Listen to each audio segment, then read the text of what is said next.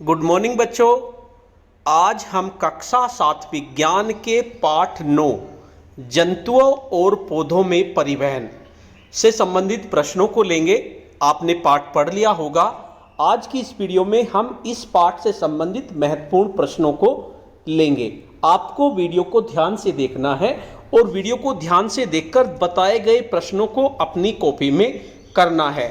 इस क्लास में हम भाग 1 प्रश्न संख्या 1 से प्रश्न संख्या 30 तक लेंगे। नेक्स्ट पार्ट में हम 30 से आगे लेंगे। तो बच्चों शुरू करते हैं पाठ 9 जंतुओं और पौधों में परिवहन। तो सबसे पहला प्रश्न है, मनुष्य में कौन कौन से अंग मिलकर परिसंचरण तंत्र का निर्माण करते हैं। जो आपका परिसंचरण तंत्र होता है उसको बनाने में कौन कौन से अंग हमारे आते हैं। सबसे पहले आता है हृदय, फिर रुधिर वाहिनियां, फिर रुधिर। तीन चीज मिलके परिसंचरण तंत्र का निर्माण करते हैं। तो इसका उत्तर ये होगा। इसको आप अपनी कॉपी में लिखेंगे। उसके बाद प्रश्न नंबर 2 है, मनुष्य में हृदय कहाँ स्थित होता है और किस रंग का होता है। तो दूसरा प्रश्न है हमारा, जो हृदय होता है वो वृक्ष गुहा में बाईं ओर स्थित होता है। जो बाईं ओर होता है आपके यहाँ, उसमें यह स्थित होता है और गुलाबी रंग का होता है। इसका उत्तर होगा। उसके बाद प्रश्न नंबर 3 हम लेंगे, मनुष्य के हृदय में कितने कोष्ठ होते हैं। कोष्ठ से मतलब चैम्बर कितने होते हैं। तो इसका उत्तर होगा 4। मनुष्य के हृदय में 4 कोष्ठ होते हैं। उसके बाद प्रश्न नंबर 4 है, मनुष्य के हृदय के चारों कोष्ठों या कक्षों के नाम लिखो। जो मनुष्य का हृदय होता है वो 4 कक्षों में बटा होता है। आपने देखा होगा अपनी किताब में, आपको वो भी दिया हुआ है पिक्चर, उसे देखिए। 4 कक्षों में ये बटा होता है। सबसे पहले बायां आलिंद, बायां निलय, ऐसे याद करना है। पहले बायां आलिंद, बायां निलय, दायां आलिंद, दायां निलय, ये 4 कोष्ठ इसके होते हैं। उसके बाद प्रश्न नंबर 5 है, मनुष्य के हृदय में किन कक्षों में शुद्ध रक्त यानी ऑक्सीजन बहता है। यानी कुछ में शुद्ध बहता है और कुछ में अशुद्ध बहता है। तो जो 2 कक्ष होते हैं, बायां आलिंद और बायां निलय, इसमें शुद्ध रक्त जिसमें ऑक्सीजन होती है वो बहता है। तो इस प्रश्न को अपनी कॉपी में लिख लेंगे। उसके बाद प्रश्न नंबर 6 है, मनुष्य के हृदय के किन कक्षों में अशुद्ध रक्त यानी कार्बन डाइऑक्साइड बहता है। 2 तरह का रक्त होता है, एक शुद्ध होता है जिसमें ऑक्सीजन होती है, दूसरा आपका अशुद्ध होता है जिसमें कार्बन डाइऑक्साइड होती है। तो शुद्ध जो रक्त होता है वो बायां आलिंद और बाएं नीले में होता है। इसी तरह अशुद्ध रक्त जिसमें कार्बन डाइऑक्साइड होती है वो दायां आलिंद और दायां नीले में होता है। तो इसका प्रश्न का उत्तर ये होगा। उसके बाद नेक्स्ट प्रश्न है हमारा, संकुचन और शिथिलन किसे कहते हैं। संकुचन का मतलब होता है सिकुड़ना और शिथिलन का मतलब होता है फैलना। यानी हमारा जो दिल होता है, हृदय होता है, वो एक बार सिकुड़ता है और एक बार फैलता है। तो हृदय के दोनों आलिंद और दोनों निलय लयबद्ध तरीके से सिकुड़ते और फैलते हैं। एक बार सिकुड़ेंगे फिर फैलेंगे। जिन्हें क्रम से जब सिकुड़ेंगे तो उसे कहेंगे संकुचन और जब फैलेंगे उन्हें कहेंगे शिथिलन। तो ये इसका प्रश्न का उत्तर होगा। उसके बाद प्रश्न नंबर 8 है, हृदय स्पंदन या धड़कन किसे कहते हैं। यानी हृदय में जो स्पंदन होती है या धड़कन होती है उसे क्या कहते हैं। हृदय के कक्षों के संकुचन और शिथिलन के कारण धक धक की आवाज सुनाई देती है। जब वह सिकुड़ेगा या फैलेगा तब धक धक की आवाज सुनाई देती है, जिसे हृदय स्पंदन या धड़कन कहते हैं। उसके बाद अगला प्रश्न है प्रश्न नंबर 9, स्वस्थ मनुष्य के शरीर में सामान्यतः 1 मिनट में लगभग कितनी बार हृदय स्पंदन या धड़कता करता है। यानी मनुष्य का जो हृदय होता है वो 1 मिनट में कितनी बार धड़कता है। तो ये भी आपको याद रखना है, बहुत महत्वपूर्ण प्रश्न है। 72 बार आपका हृदय धड़कता है 1 मिनट में। उसके बाद प्रश्न नंबर 10 है, किस अवस्था में रक्त हृदय से पंप होता है।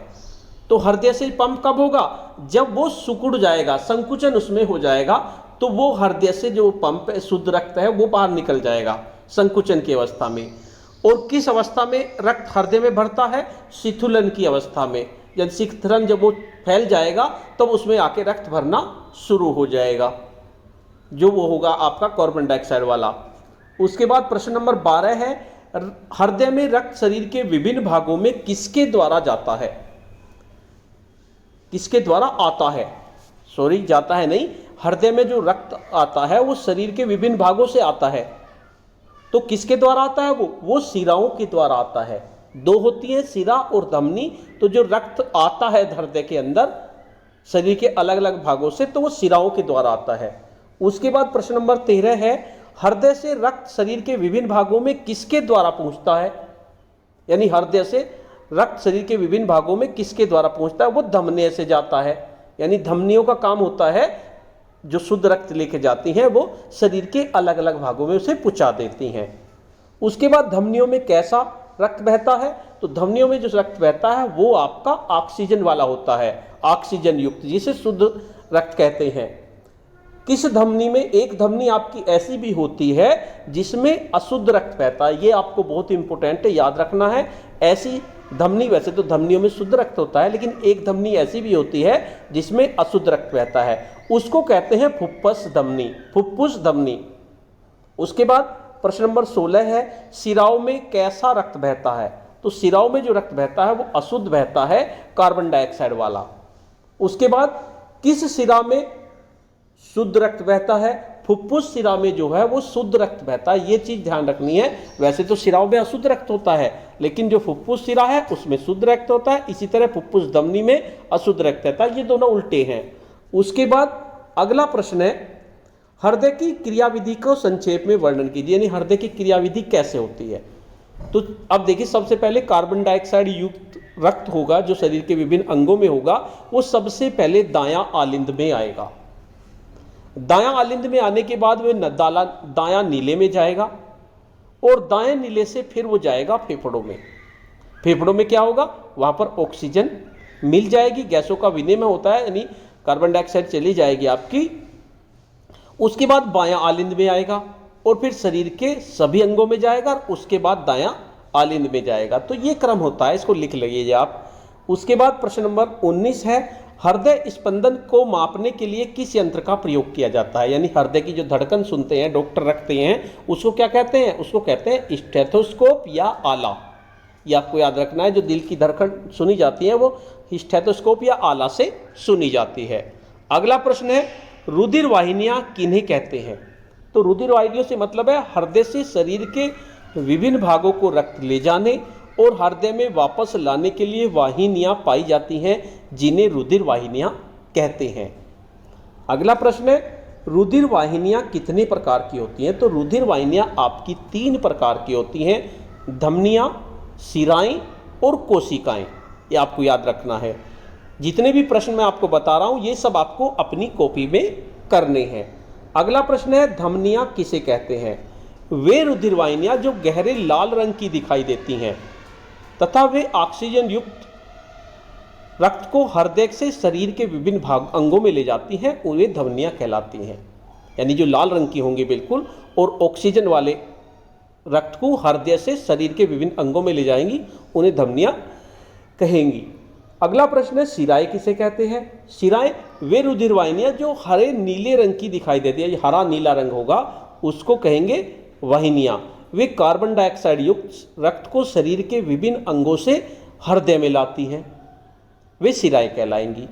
उसके बाद अगला प्रश्न है, कोशिकाएं किसे कहते हैं? तो शरीर के विभिन्न अंगों तक रक्त पहुंचाने और वापस लाने के लिए क्रमशः धमनियां और शिराएं ऊतकों में जाकर अत्यंत महीन शाखाओं में विभाजित हो जाती हैं। जब ये आगे जाती हैं शरीर में छोटी छोटी शाखाओं में विभाजित होती हैं, जिन्हें कोशिकाएं कहते हैं। उसके बाद अगला प्रश्न है, प्रश्न नंबर 25, रुधिर क्या है? तो रुधिर क्या होता है? वो संवहनीय ऊतक है। इसका प्रश्न का उत्तर है, इसको लिख लेंगे। उसके बाद प्रश्न नंबर 26 है, रुधिर या रक्त किन जीवों में पाया जाता है? तो रुधिर रक्त जो होगा सभी कशेरुकीय जंतुओं में लाल रंग का और कुछ अकशेरुकीय जंतुओं में रंगहीन या अन्य रंगों का पाया जाता है। उसके बाद मनुष्य के रुधिर के कितने भाग होते हैं? जो मनुष्य का खून होता है उसके कितने भाग होते हैं? 2 भाग होते हैं। पहला होता है रुधिर कणिकाएं और दूसरा होता है प्लाज्मा। उसके बाद प्रश्न नंबर 28 है, रुधिर कणिकाएं कितने प्रकार की होती हैं? बहुत इंपॉर्टेंट प्रश्न है, ये आपको याद रखना है, ज़्यादातर पेपर में आ जाता है। तो रुधिर कणिकाएं 3 प्रकार की होती हैं।